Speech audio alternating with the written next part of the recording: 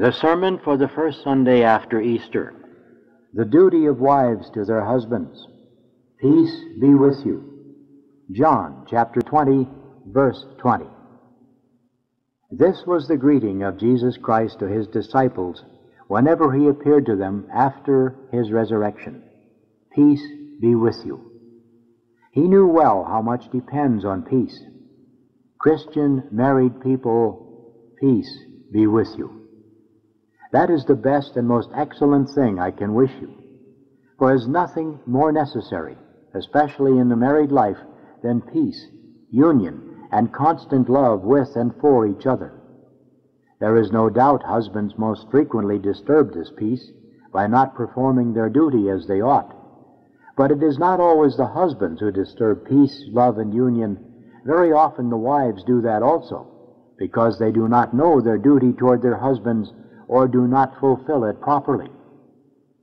Today, I will explain the duty of wives to their husbands. I will show that on account of the frequent neglect of this duty, much misunderstanding and disunion are caused in the married life. And further, I will explain how husbands must act in order to preserve peace in such circumstances. Let women be subject to their husbands as to the Lord. Christian wives, although your husbands owe you love and fidelity as their companions, yet they are the masters of the house. They have authority over you, and you must be subject to them. And this is the first duty toward your husband which the married state imposes on you, namely, submissive obedience. The reason of this obedience is twofold. It is according to the natural law, and it is a punishment of original sin. The natural subjection of the wife to the husband is founded on the superiority of the male sex over the female. It is in accordance with reason that where there is question of authority amongst two individuals, the more excellent should have it. Our first father, Adam, came immediately from the hands of God, who himself formed the clay into a body and breathed the soul into it. Eve was made from the rib of Adam. Now it is an axiom of jurists that a building belongs to the owner of the ground as well as whatever crops the ground produces.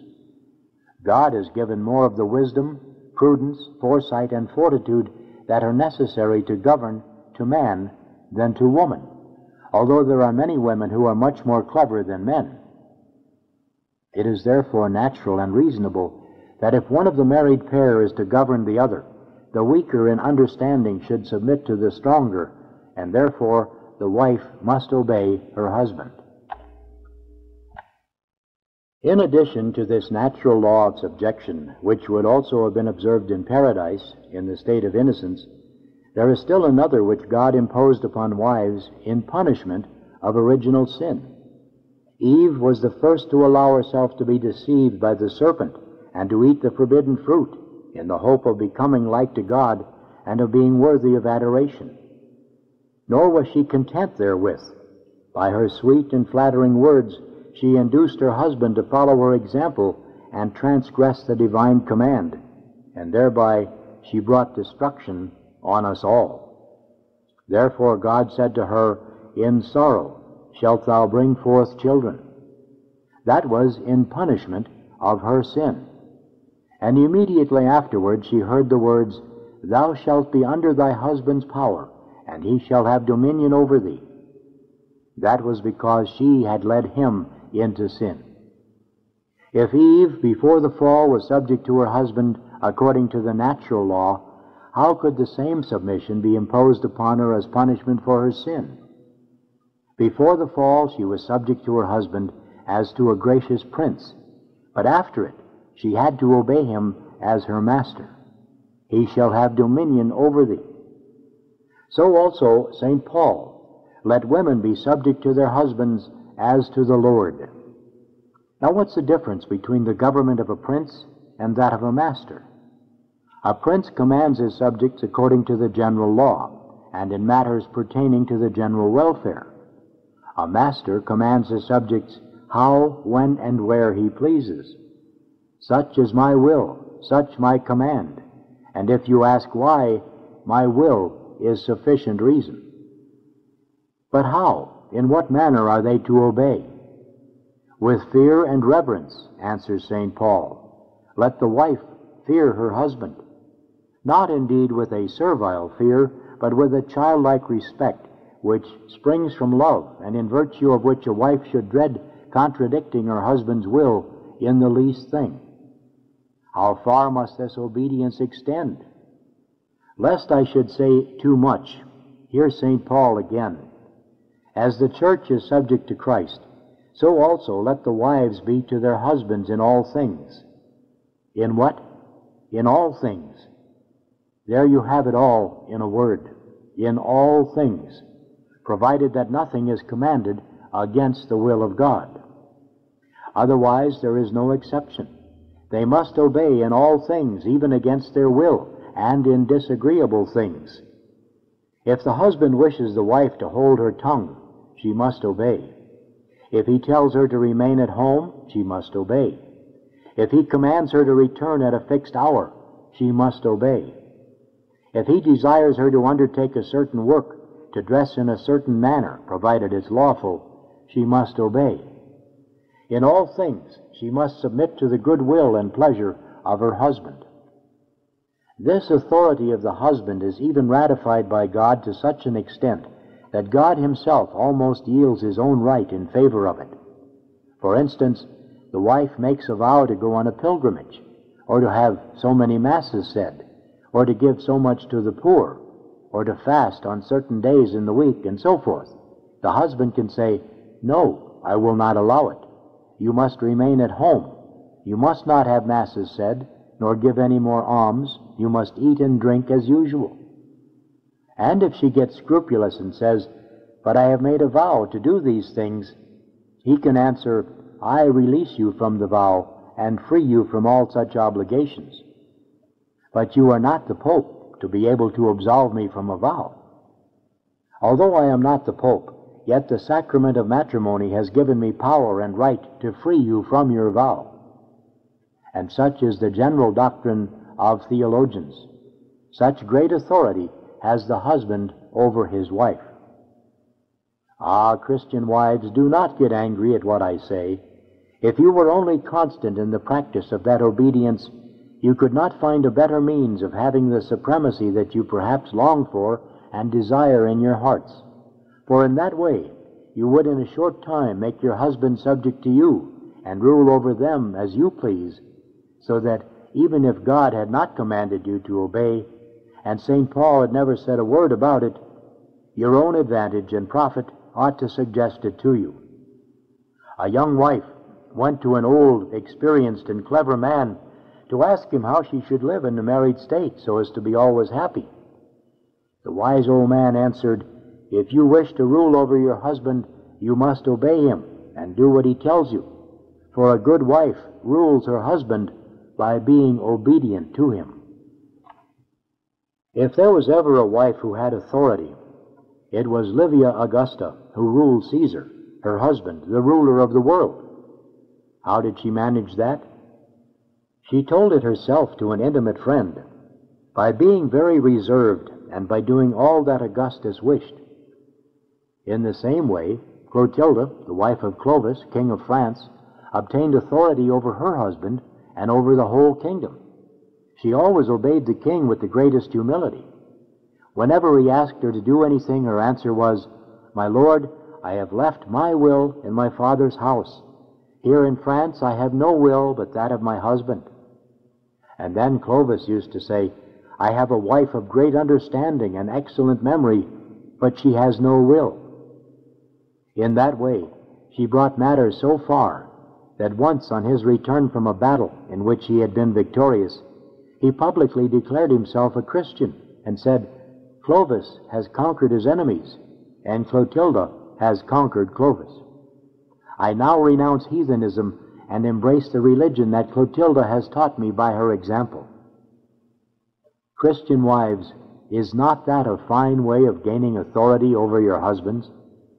Let women be subject to their husbands as to the Lord.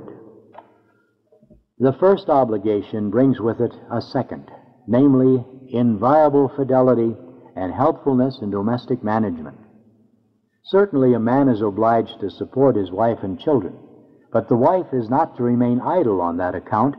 She must help her husband according to his desire, and both must take their part in the duties and business of their state. Generally speaking, it is the man's duty to attend to out-of-door business, while the wife has to look after the house, to care for the children, and bring them up carefully in a Christian manner, to see that the servants do their work properly, to prepare her husband's meals in due time, and to look after all the other details of domestic management. If she's careless in this respect and neglects her business, or if she buys things or gives them away, or makes and receives presents, or otherwise arranges matters according to her own will and pleasure, she would act contrary to the fidelity she owes her husband, who is Lord and Master of the house, and whom she is bound to help by keeping his house for him as he wills, and not otherwise. Finally, as the husband is bound to love his wife from his heart, so also must she reciprocate this love, and she must not only do so really in her heart, but also show it outwardly in her behavior. Hence, she must always meet him with the greatest affection and kindness. She must contribute as much as possible to his repose, consolation, pleasure, and enjoyment. She must look after his health, as she would after her own.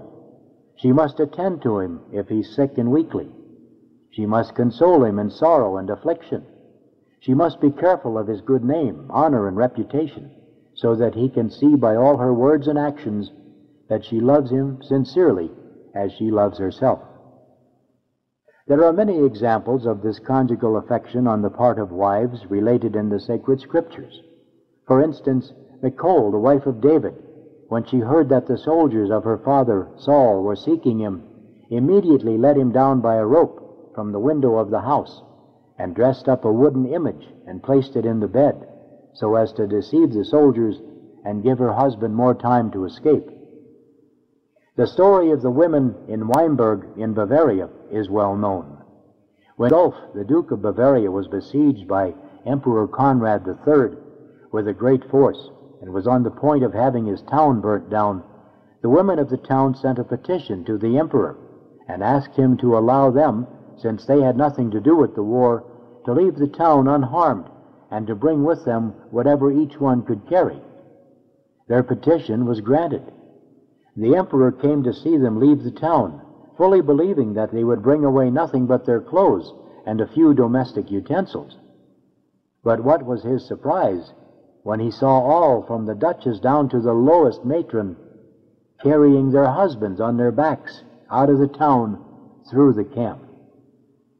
This sight drew tears from the emperor, so that he spared the town and offered peace and friendship to the duke. I think, my dear brethren, that if the same chances were offered to wives in our days under the same circumstances, many husbands would have to remain at home, or their wives would not carry them far without letting them fall, through want of proper love and affection. It is intolerable for an inferior to usurp authority that does not belong to him, and to try to command his superior. It is unjust when one can expect neither consolation nor help from a person who is bound to assist him in bearing his burden. And it is a most painful thing when one is despised, neglected, and hated by a person from whom he has a right to expect a tender love and affection. Such is the wretchedness and misery of many husbands who have bad wives. Wives are bound to be subject to their husbands and to obey the least sign, but to the husband's great disgrace, how often do we not hear that the wives rule the house? Sometimes this happens through the husband's cowardice and timidity, but more frequently still from the obstinacy, pride, and arrogance of the wife, who refuses to obey and insists on having her way in everything. Otherwise, she fills the house with murmurs, complaints, abuse, and curses.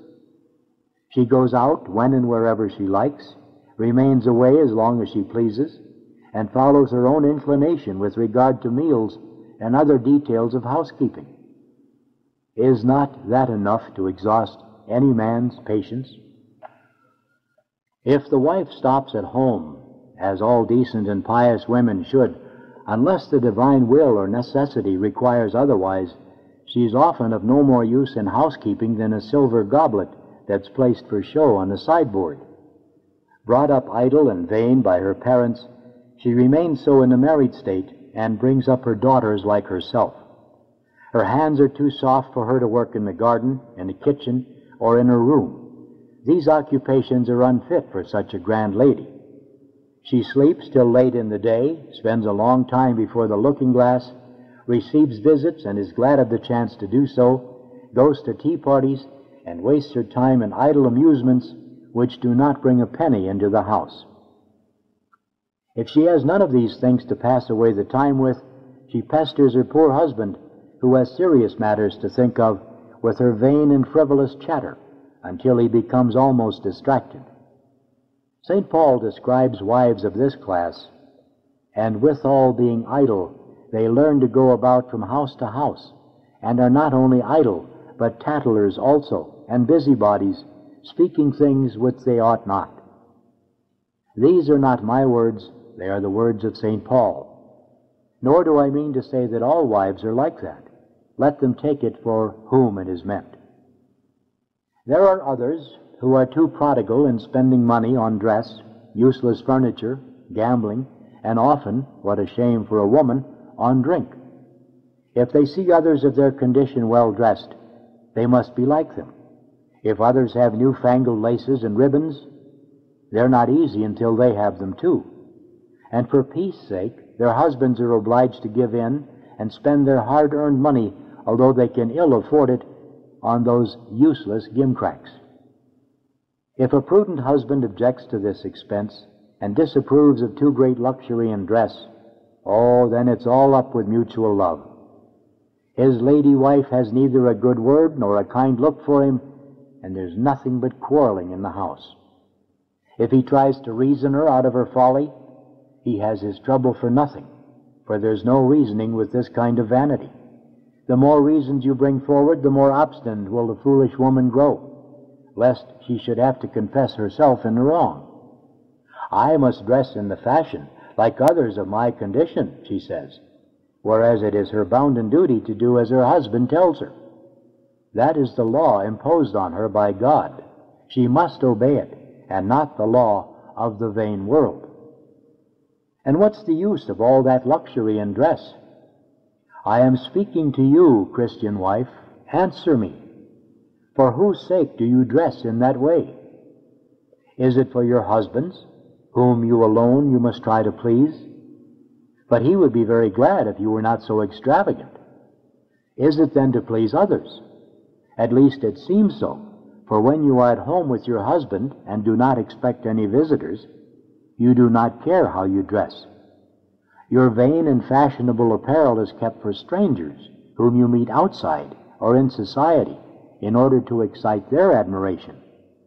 What must your husband think of that, since he cannot bear to see you trying to attract the notice of others? And it's another hidden thorn in his side when he sees that you are always friendly and smiling with strangers, but gloomy and sour at home. Others, who are free from this vice, are of an obstinate, quarrelsome, and disagreeable disposition. They cannot bear the least thing, and must always have the last word. If their husbands make a remark, they are sure to have some snappish answer ready, and then they complain that they're ill-treated, and have no peace with their husbands. Worthy indeed of pity are the unfortunate men who must live with wives of that kind. It was formerly the custom of the Greeks, Romans, and Hebrews for men to purchase their wives from the parents, either by money or by long service. Thus, for instance, the patriarch Jacob had to serve Laban for 14 years in order to get his daughter Rachel in marriage. David had to slay 200 Philistines, exposing his life to great danger before he could get Michal, Saul's daughter, in marriage. It seems also that you must dance attendance for a long time, flatter and do all kinds of service before getting your wives. But perhaps, if you had foreseen to what sort of a life they would lead you, many of you would have said, I will not purchase repentance so dearly. The words are true. He that hath found a good wife hath found a good thing. And again, happy is the husband of a good wife. On the other hand, miserable are those who are tied to worthless wives. I will quote a few passages for you. A man will choose any plague but the plague of the heart, and any wickedness but the wickedness of a woman. There is no head worse than the head of a serpent, and there is no anger above the anger of a woman. It will be more agreeable to abide with a lion and a dragon than to dwell with a wicked woman. All malice is short to the malice of a woman. How must men act so as to preserve union? Learn then that in all quarrels the more sensible gives way, and the stronger yields to the weaker. Ye husbands likewise dwelling with them according to knowledge, giving honor to the female as to the weaker vessel, as to the co-heirs of the grace of life, so as to bear with something from them. Not, however, that you must let them rule over you, for St. Paul does not allow that. He says, I do not allow the woman to rule over her husband, but that you may overlook their faults and failings with as much patience as you can, whenever it is lawful to do so. You must often act as if you had neither eyes nor ears, and bear patiently and silently with a fault that is not very injurious to your domestic interests, as if you had not seen it. If your wife is too avaricious and miserly, think that at all events she will not make you poorer, and do you be all the more generous to the children, the servants, the poor, and the needy, and you will thus atone for her fault. If she is too extravagant, you can easily remedy that by not leaving too much in her hands, saying at the same time, in a friendly manner, that your circumstances do not allow of such expenditure, and therefore you must put a stop to it. If she is anxious to have the upper hand and to interfere too much, be patient with her. Tell her often that she's quite right, and afterwards you can do as you think fit. If she's disobedient and obstinate, do not give her any command, but politely ask her to do as you desire, and let her see that you give in to her not through want of manly courage, but through kindness, conjugal affection, and a love of peace. If she's too fond of talking, remember that she is a woman, and do not expect miracles from her. If she is passionate, peevish, and quarrelsome, do not argue with her. If you stir the fire, it will blaze all the brighter. Be silent and laugh at her in your sleeve. She will soon stop of her own accord. The philosopher, Socrates, says of himself that he paid no more attention to the constant scolding of his wife than to the creaking of a wheel. If you wish to get the best in a dispute, keep silent. The victory is complete when one remains silent and gives no answer to the other's abusive words. If she is sometimes sulky and cross with you, pretend to take no notice, and let her come around of her own accord. Husbands, love your wives as Christ also loved the church. Let wives be subject to their husbands as to the Lord. Be obedient, respectful, helpful, and loving to them. Peace be with you. Oh, if all of you, husbands and wives, were always careful to do your duty properly, what peaceful, pleasant, and happy lives you would have. There is no one in the world without certain faults and failings, which are generally the cause of disunion and strife, even between those who would otherwise love each other dearly. Think that others must bear with your faults. Bear ye one another's burdens, and so you shall fulfill the law of Christ. Are your wives faulty? Then husbands, you must bear with them. Are your husbands faulty? Then wives, you must bear with them, and both of you in patience and Christian charity, for the love of God. May the bond of love unite your hearts in this short life, in order that it may unite your souls in the long life that is to come. Such is my heartfelt wish for you. Peace be with you. Amen.